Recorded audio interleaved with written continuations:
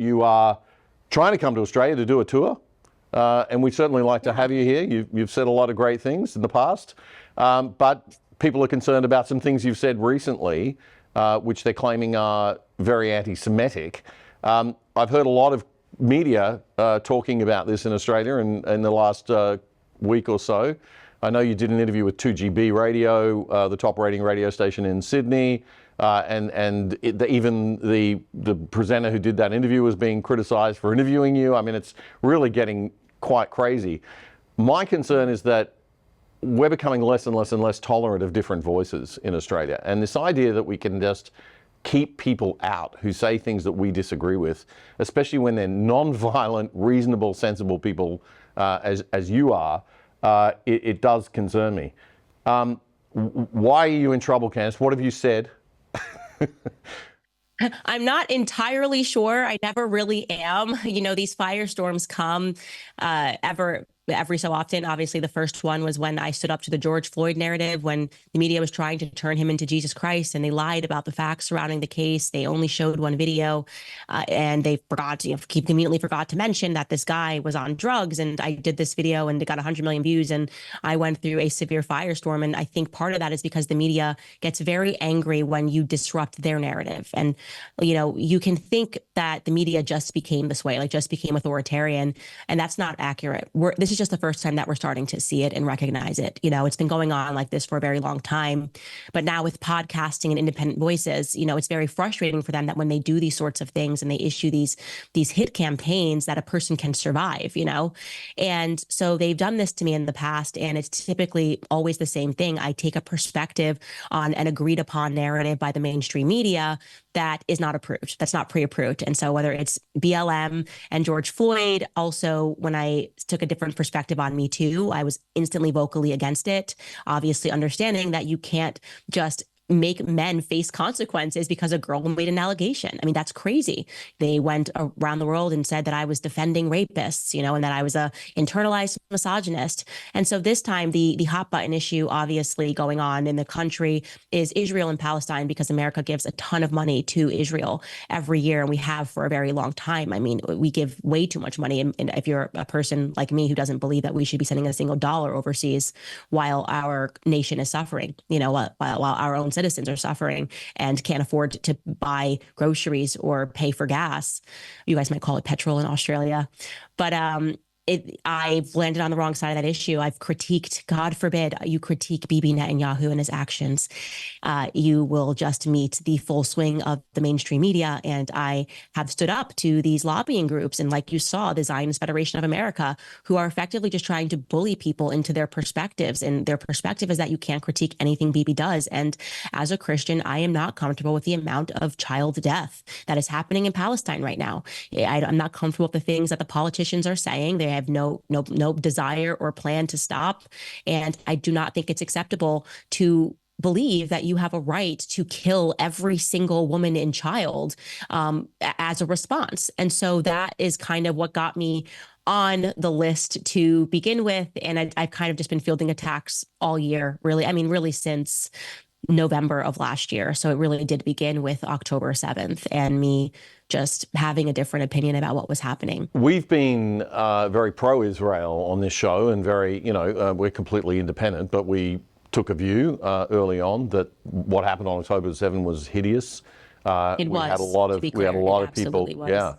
And we've had a lot of people on this show talking about it, and the response and the difficulty of doing a measured response. I mean, you're sending your young men into another territory at risk. You know, they got to fight a war, sadly, and that means they got to kill people. That's an enormous pressure you're putting on them, and you can't sort of hamstring them. By the same token, I guess many other people have been quite shocked by the extent of this.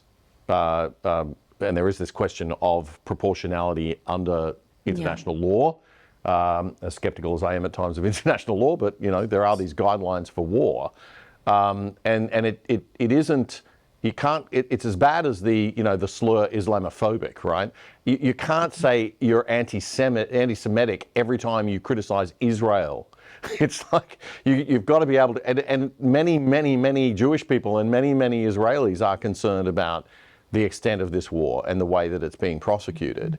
The number one people who protest Bibi Netanyahu are Israelis. That's what's so fascinating, is that when you read Haaretz or you read the Jerusalem Post, when you read any of these publications, they are outwardly in the streets protesting him and saying, this is not good. Like, what you are doing is not good for us. You are doing this for yourself, and it's selfish. And yet in America, there is such a strong lobby. AIPAC, they just crossed spending $100 million on our elections. And essentially, it is just an understanding in America that if you question anything about Israel, the media publications will come for your entire life. And so, I mean, openly, by the way, it's not like I'm imagining it. Like, you have rabbis that will say, we are coming for you. Like, you come for Israel, we're going to come for you.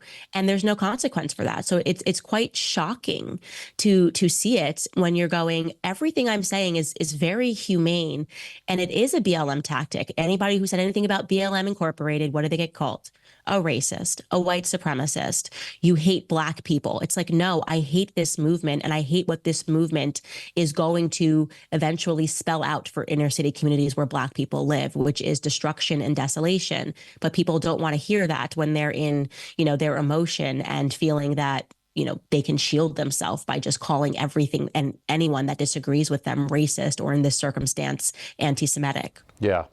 And your campaign, the Blexit campaign, which was your campaign that you set up around about, I think, 2018, that was to basically get African Americans to reconsider their undying allegiance to the Democrats.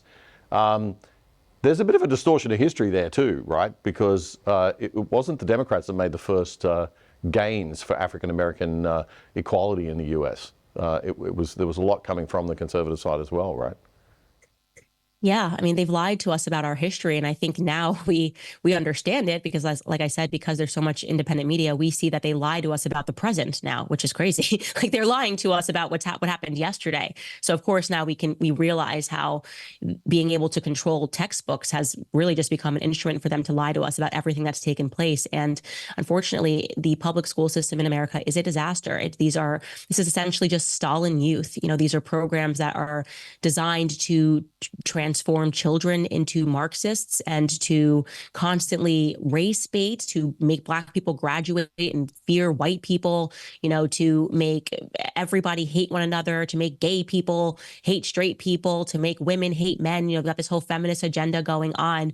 And I have stood up to all of that because I've recognized my own conditioning coming out of a public school and having believed all of those ideologies once upon a time in my life. And again, when you start speaking against those things and waking people up to these sorts of manipulation, you do become public enemy number one, because people achieve power with these cheap shots. It is powerful to call someone a homophobe, right? You're a transphobe. I mean, even the Zionist Federation, what they published in Australia was just filled with lies and intentionally removed from its context. Like, one example, they wrote that I said something about trans people and that trans people are to blame for the rise in school shootings. That is inaccurate. Actually, what I said is a fact.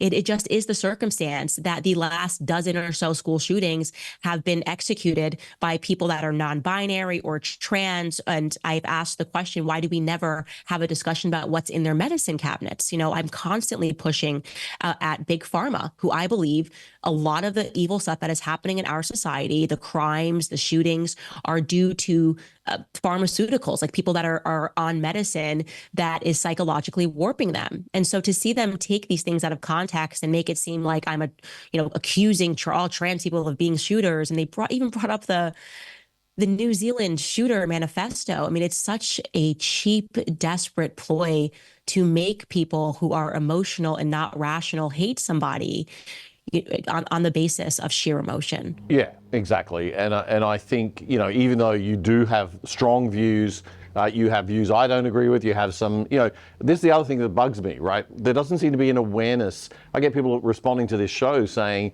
I'm never watching again because you said one thing that I don't like, and then I get wonderful people writing, I don't agree with everything you say, but I'm going to keep watching your show because I think we need a different voice, and being very supportive. And that's the mentality we've got to mature into as a population, as people. If we're going to maintain our freedom and our true diversity of thought, we've got to evolve into people who can tolerate and measure different opinions and different views. There might be a kernel of truth in something you say I don't agree with, and then from that view you had that I didn't agree with, I shift my view a little bit, and vice versa. Or people, the conversation has to continue if we're going to be free.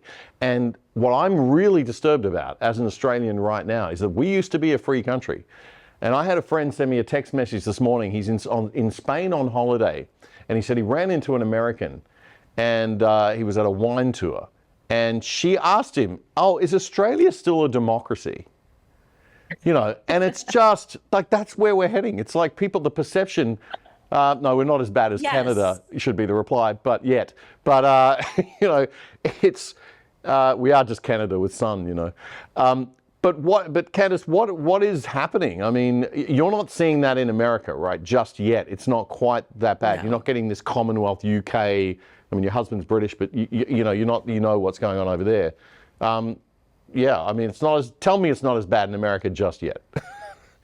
It's not as bad as in America just yet. And that is why I was so truly shocked by the calls to cancel my visa. And that girl who said that on holiday, that American girl, that really does speak to the heart of the American reaction when you hear something like that, because we still, left and right, I mean, we are at each other's throats every single day, saying and doing horrific things on the internet. We believe in free speech.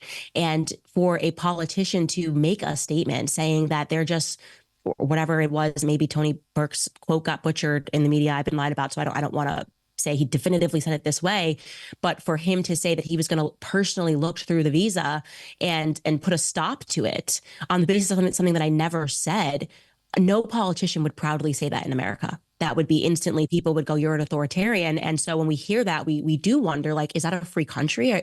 Because I could go to the Middle East and not say that. I could go to Dubai and not hear that, that we're going to review this on the basis of something that she said. And so you go, how could this happen in Australia? Like, I've never been there, but I always assumed the Aussies were like the Americans, like, like that's our brethren. And surely they're going to be equally as mortified that they would have a politician say that. And so we just wonder what's going on, especially after we were following all of the stories of what happened in Australia during COVID. We were just wondering, like, has Australia been taken over by communism? Like, do we need to go rescue Australians? I said that once, tongue in cheek. Yeah, I remember. I think, and Matt Walsh made some very seriously. Like, Candace is calling for us to invade Australia, but I was making the obvious statement that, like, if we're going to talk about spreading democracy, maybe we should go help our friends over in Australia first. Because I don't think they've got it. Hopefully, we'll work it out. Matt Walsh was very funny on that too. I thought he similarly said we possibly should invade Australia and help them out down there, because they've lost the perception, the old perception in America of Australians was that, we're tough and strong and Crocodile Dundee. And now we've become this kind of nation that wants to shut everything down, protect everything, keep everybody safe. We need big daddy and mummy government to look after us. And so, our Minister for Immigration does have authority under the Act to step in if they believe there's a character issue with somebody. Note it says character issue and not, I politically disagree with this person, therefore I'm going to keep them out of the country, which I just find a complete offense. Which is a nonsense. I mean, the only way you'd be able to do something like that in America, to be able to speak outward and say, like, I'm going to review this visa, would be if somebody had quite literally committed a crime. Like, if you said a drug trafficker was coming in, a pedophile was coming in, then Americans would be like, yes, we do not want this person in our country. But for a mom of three who has a podcast, like a Christian mom of three with a podcast, like, we would be like, what on earth? Like, what are our tax dollars doing? Yeah.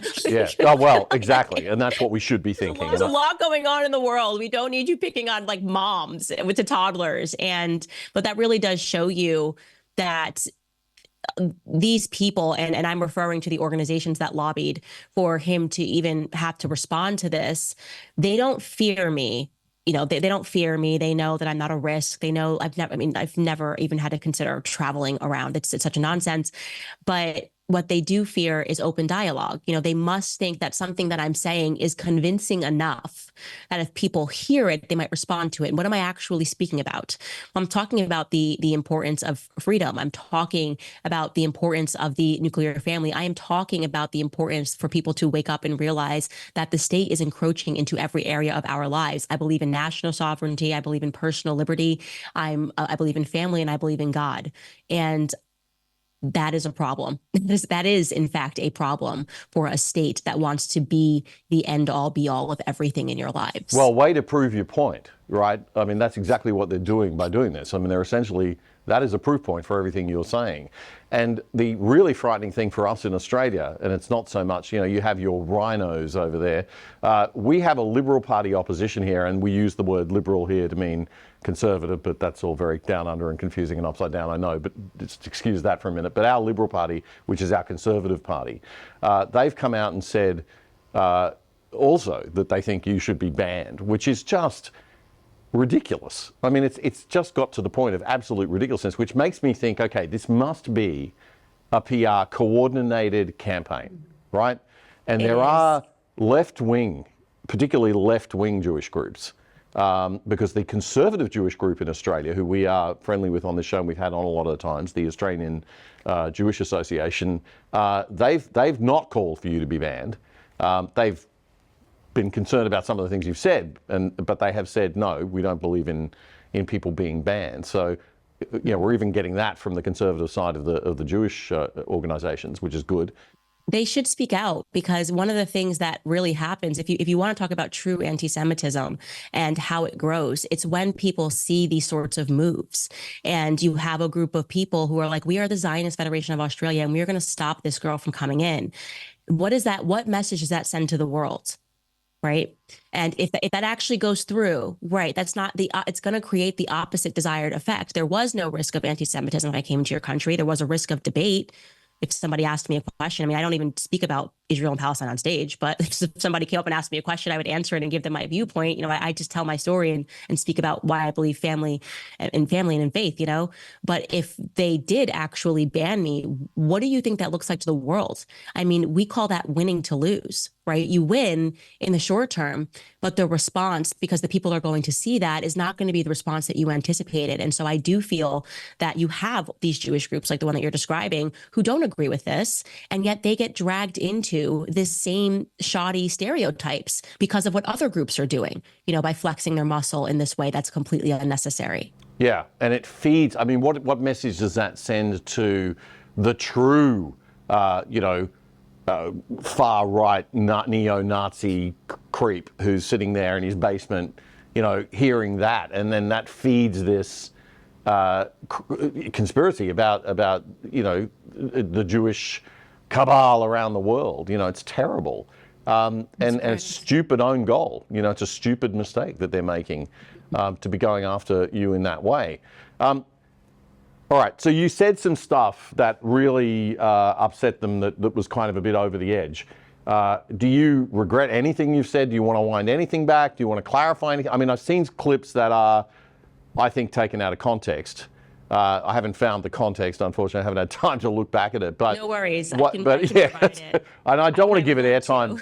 Yeah, I don't want to give it airtime by replaying it all. But I think the thing that got people was you were talking about the Frankists. And to be clear, the Frankists were not Jewish or connected to Judaism in any way. The Frankists was a splinter group, but it got quite big in Poland and Lithuania, I think, there for a little while, with probably, I think 5-figure number members, and it was kind of a bit of an issue. And these people, this was kind of like, I guess, the precursor to Freudian psychoanalysts, or I don't know, this kind of mindset, almost satanic, or it sounds conspiratorial. It sounds like a conspiracy theory. It is really, really weird, but it was real. And you can read about it on Wikipedia. This movement was really sick, and these people believed that they had to do everything against whatever the Torah said and go against things in the extremes. So there was revolting stuff in there that I don't even want to discuss about what they got up to. you talked about that, and people were saying, "Oh, you're being anti-Semitic because you're talking Yeah. about these Frankists, this weird thing," right? Was Yeah, that this the movement that confusion? was, yeah, and it was an intentional confusion because they knew what I was speaking about. Like Jewish organizations have covered the Frankist movement extensively, and I had read about it because I read an Israeli historian called Gershom Scholem, who is sort of considered the official historian on Frankism and its precursor, which was called Sebastianism.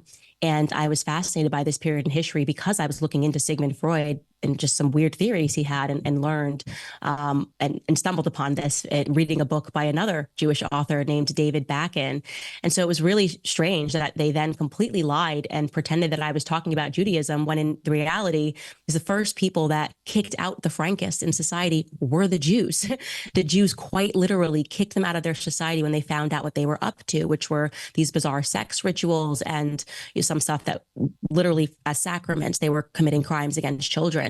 This is all historical fact, and that no one disputes that fact. They just wanted Jews to think that I was speaking about them, when in reality, I was defending Jews by saying, like, you have people who do horrific things and then say, "Oh, no, I'm a Jew. You can't believe anything that you're reading about me. This is all anti-Semitism." And this is kind of what Frankists started doing until the true Jews were like, "Get the heck out of here. You're disgusting." And so it was very dishonest. And, this hit without question came from the Anti-Defamation League of America, because I stood up to them trying to whitewash the history of a convicted pedophile in America named Leo Frank. And that, trying to whitewash this powerful man's history is how the ADL was born. And so I think they were very angry at the fact that I told people about the Leo Frank case, the reality of it, not the new modern spin on it, that the ADL is spending tons of money trying to pretend that he could have been innocent and a black janitor did it, which is unbelievably racist. And that made them send out an email to reporters all around the world, telling them to attack me for anti-Semitism and lying and saying that I said Judaism is a pedophilic centric religion, which, like, as a Christian, that is so offensive to me, because what is my Bible? What are the first 5 books of my Bible?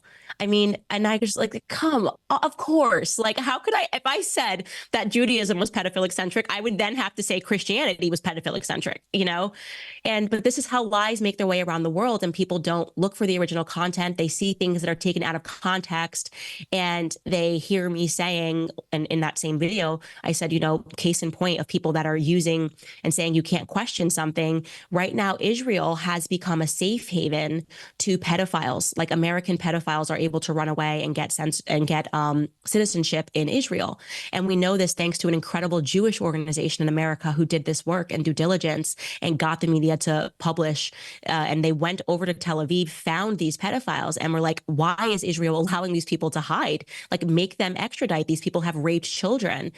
And that's unacceptable. We give them way too much money for us not to be able to extradite our pedophiles.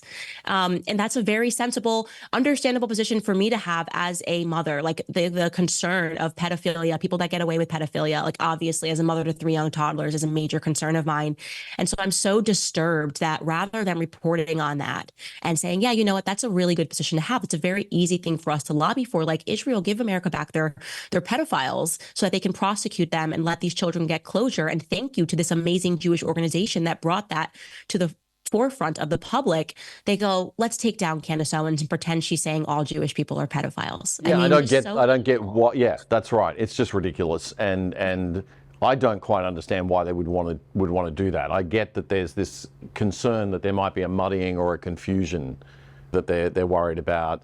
Oh, it sounds like fodder for feeding Nazi anti-Semitism or something, if you give lip service to these things. But if there are really bad things going on, and Australia we have one good thing about our country is we've got extraterritorial laws. So if an Australian citizen goes to the Philippines or Thailand and is involved in any form of sexual activity with minors, they can be hauled back here and jailed for 30 years, right? So that's what we're asking for. That's important stuff. It's not just Israel. It has stuff. Yeah, I guess the point I'm making is not just Israel has that problem, right? There are a lot of countries around the world that have got this problem, and these people do go and hide out in these less open countries, I guess.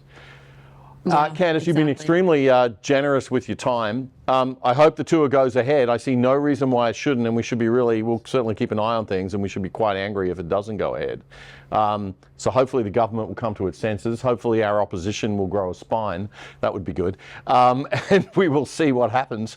But do you want to just finish up by telling us what you'll be talking about on the tour? And yeah, I mean, I just share with people my story and to share with them, what brought me to this moment, and also really try to impress upon them how significant this time is in America and Australia, all around the world. If we do not stand up and be brave, and recognize what is happening, it is going to be our children that are going to suffer when the West falls. And I am fearful that the West, the concept of Western democracy, whether real or imagined, is narrowly slipping away. And it's going to take people being brave, like actually speaking out and saying when something is wrong and not worrying about smears. And people say, I allowed this to happen to my child because I just didn't want to be called like an anti-vaxxer, during COVID, or I allowed this to happen. I knew it was wrong. We can't do that. We have a very small window of opportunity to change this thing around. And I think that that opportunity is right before us. And what I also want to say is that if you've listened to my content out of context, it probably sounds wacky. Allow me to put it in its proper context. I would love for you to come. If you're somebody who thinks you disagree with me, I especially want you to come on tour. Like I speak all around the world, all around the country. And the first thing I always do is I invite people who disagree with me to the front of the line to ask questions. Because as you said, the only way that we grow is if we are willing to engage in dialogue and to reevaluate some things that we maybe got wrong. And I'm not a perfect person. I maybe do get some things wrong, but I am humble enough to admit when I make those mistakes, and I'm always willing to learn. Did you know that for roughly every 2 nurses in Australia working hard to save lives and take care of the sick on the front line, there's 1 taxpayer-funded bureaucrat sitting behind a desk doing admin and making and enforcing rules and regulations? That's right, nearly 1 bureaucrat for every 2 frontline nurses. In most countries, it's 1 bureaucrat for 10 frontline nurses. That's how bloated our public service has become. But you'll never hear about it from the regular nurses' unions because they also represent many of those public servants. So says the leading alternative nurses union in Australia, the NPAA. If you're a nurse, it's time to change to a union that will not only look after you without using your money to support the Labor Party, but which is taking on the government health systems to sidestep the bureaucrats and use the savings to pay all nurses 25% more. That's what they want to do. The current waste has got to stop. All the red tape doesn't just suck up resources and time, it actually means that the nurses left on the front line have got to jump through more hoops, and it stops them from being able to do their jobs properly. Admin is a hindrance. So join the union that will actually stand up against bloated government. Join the NPAA, the Nurses Professional Association, will make hospitals locally autonomous and run by elected boards. To find out more, just Google NPAA. The NPAA's fees are half the price because none of your money goes to any political party. And as an Other Side viewer, if you use our special code OTHERSIDE1 when you sign up, you will get the first 3 months free or $100 off your annual payment. Go to npaaredunion.com and sign up now for a better union and support the Other Side too by supporting our sponsors. Thank you, nurses, you legends. If you like that clip, there's more where that came from in our full show, The Other Side. You can watch it right here, the latest episode. And please subscribe to our channel by pressing the subscribe button right here or down here. And remember to click that notification bell too. It all helps. Join us and become part of The Other Side.